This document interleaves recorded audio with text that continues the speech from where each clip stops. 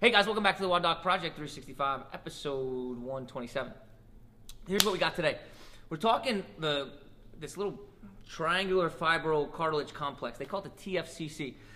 In our wrist, so we have our ulna, which is our bottom wrist bone. There's two wrist bones, I shouldn't say wrist bones, arm bones, right? Two arm bones, radius and ulna. Ulna sits on the bottom side here, radius sits on the thumb side.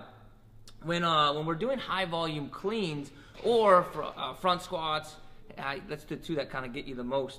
When we fall into this front rack position, as we tend to get tired, what will happen is we'll fall into pronation. So your wrist will come up like this.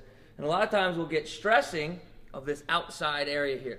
Now, the anatomy of that outside area kind of works just like your meniscus. It's a piece of cartilage that sits between the ulna and your wrist bone, the triquetral bone, right? So they call it the TFCC.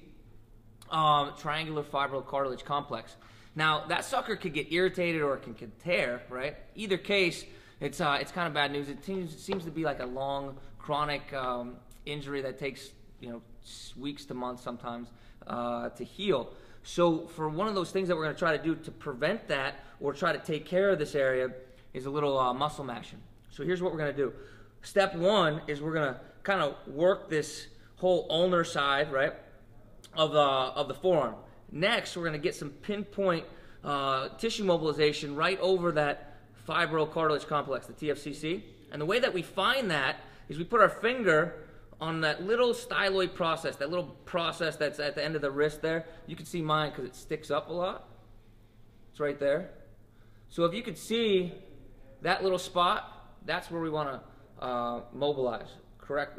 Just right across there. Here's what it's going to look like. So, got ourselves some mobility tools. I just happen to like these two for the upper extremity region. You guys can use anything you want. Like I said, I just happen to use these two.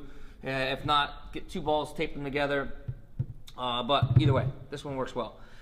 So what we're going to do here is we're going to keep our hand on a knife edge type contact, okay? And we're just going to continue to roll so we can get the whole meaty part of the tissue.